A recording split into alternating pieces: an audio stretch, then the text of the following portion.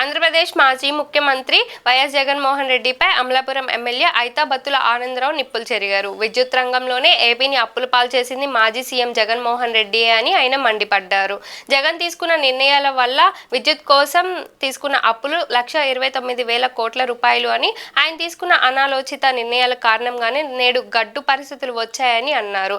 ఆనాటి పరిస్థితుల నుంచి బయటపడేందుకే నేటి సీఎం చంద్రబాబు నాయుడు చెక్కదిద్దే చర్యలు తీసుకుంటున్నామని అన్నారు. నమస్కారాలు. ఈ రాష్ట్రాన్ని పరిపాలించమని 151 సీట్లు ఇస్తే జగన్మోహన్ రెడ్డికి రాష్ట్రాన్ని సర్వనాశనం చేసి ప్రజల ముడ్డి కింద మంటెట్టి ప్రజలు తట్టుకోలేక 11 సీట్లకే పరిమితం చేస్తే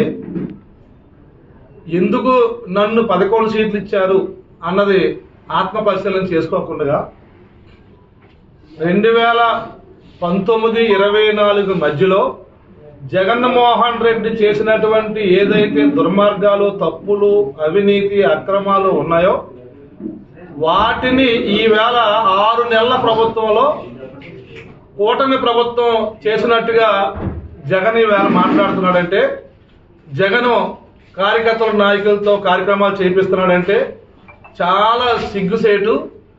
ఇలాంటి అపోజిషన్ అనేది రాష్ట్రానికి అవసరం లేదని ప్రజలు కూడా 11 ఇచ్చారు జగన్మోహన్ రెడ్డికి.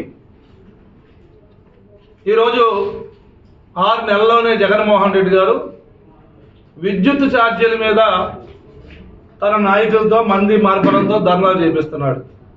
నేను ఒకటే అడుగుతున్నాను జగన్మోహన్ రెడ్డిని, ఈ యొక్క ఆంధ్రప్రదేశ్ రాష్ట్రంలో విద్యుత్ సంస్కరణ చేయడానికి ఎలాంటి ఒత్తిడికి తగ్గకుండా వెనకాడకుండా విద్యుత్ సంస్కరణ చేసి విద్యుత్ ఉత్పత్తిని పెంచి మిగులు విద్యుత్ రాష్ట్రంగా నీకు చంద్రబాబు గారు అప్పగించారు.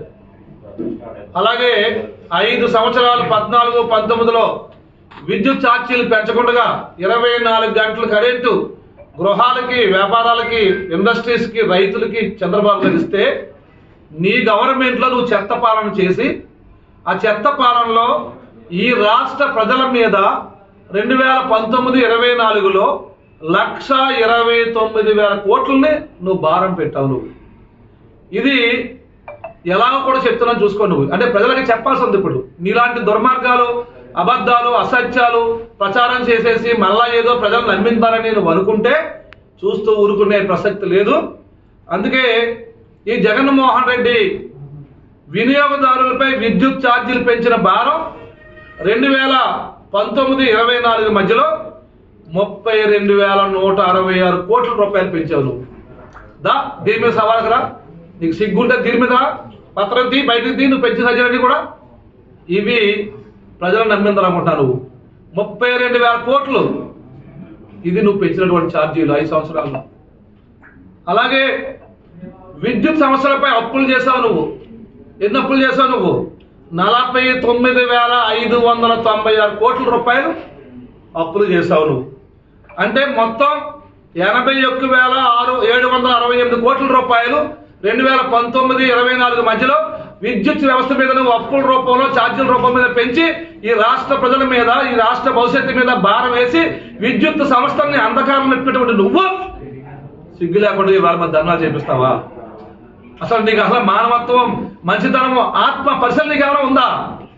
దొంగే దొంగ దొంగ అసినట్టుగా దొంగ పనులన్నీ చేసి ఈవేళ మళ్ళీ తగుదనమ్మని చెప్పి వీధెక్కి నాటకాలు ఆడతారా మీరు?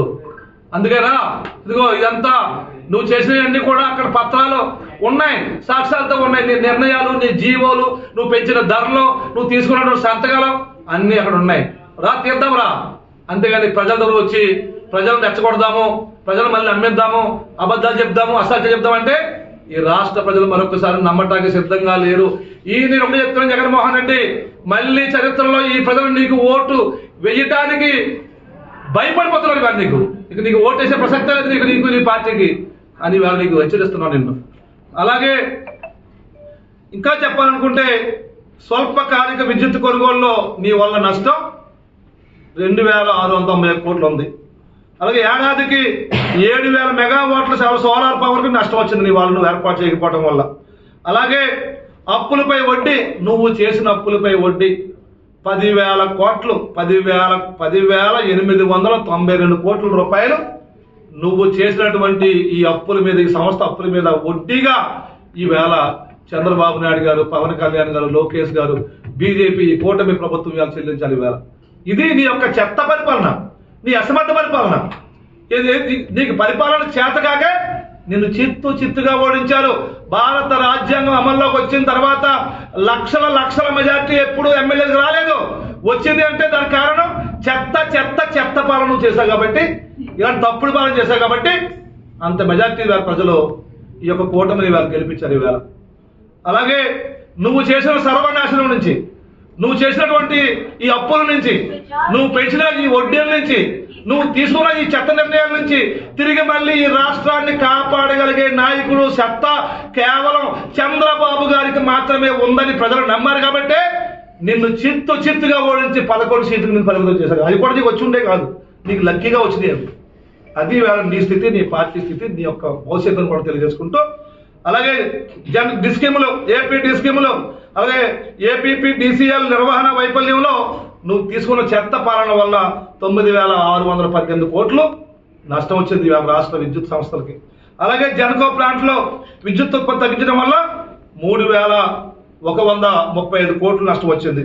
అలాగే విటిపిఎస్ కృష్ణపట్నం థర్మల్ ప్లాంట్లలో నువ్వు యూనిట్లని జాప్యం చేయడం వల్ల 12,000 కోట్లు ఇవాళ నష్టం వచ్చింది. అన్నిటికంటే గొప్పది, పోలవరం బ్యారేజ్ దగ్గర హైడ్రో ఎలక్ట్రిక్ ప్రాజెక్ట్ ని నువ్వు పూర్తి చేస్తుంటే ఈ రాష్ట్రానికి 4,700 కోట్లు లాభం వచ్చేది.